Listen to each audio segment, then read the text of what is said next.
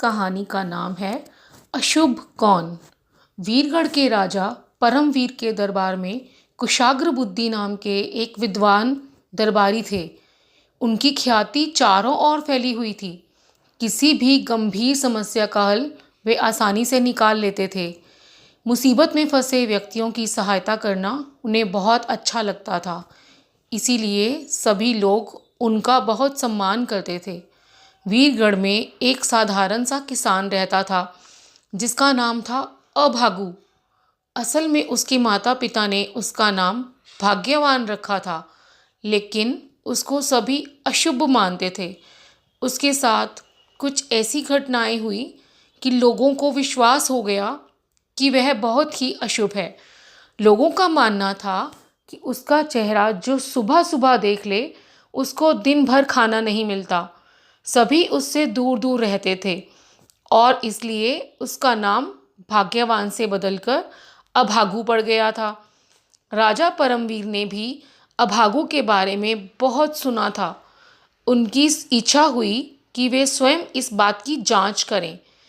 इसलिए उन्होंने अभागु को राजमहल में बुलवाया और रात को वहीं रोक लिया। सुबह जब वे उठे तो आंखें खोलने से पहले अभागु को उनके कमरे में भेज दिया गया। राजा ने आंखें खोलकर सबसे पहले अभागु का चेहरा देखा। फिर वे अपने कामकाज में व्यस्त हो गए। दोपहर को जब वे खाना खाने बैठे तो कहीं से एक मक्खी उड़ती हुई आई और खाने में गिर गई। राजा परमवीर को बहुत क्रोध आया। उन्होंने खाना दोबारा बनाने का आदेश दिया, लेकिन जब तक दोबारा भोजन तैयार हुआ उनकी भूख ही खत्म हो गई। इसलिए वे खाना खाए बिना ही चले गए। उन्हें विश्वास हो गया कि अभागु का चेहरा देखने के कारण ही ऐसा हुआ था। क्रोध में आकर उन्होंने अभागु को मृत्युदंड दे दिया। अभागु बेचारा सच में अभागा हो गया था।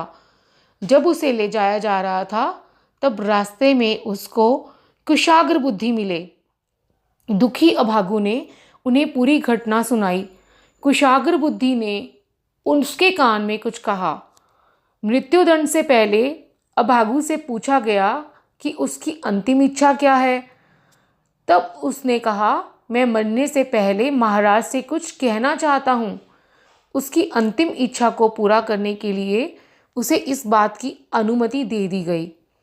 उसने राजा से कहा, महाराज, सुबह उठकर तो आपने मेरा चेहरा देखा तो आपको भोजन नहीं मिला, लेकिन मैंने आपका चेहरा देखा तो मुझे मृत्युदंड मिल गया। अब आप ही बताएं कि ज़्यादा अशुभ कौन है, मैं या आप? महाराज उसकी बात सुनकर चौंक गए। उन्हें उसकी बुद्धिमानी पर गर्व हुआ और उन्होंने इनाम देकर उसे अपने घर जाने की अनुमति दे दी।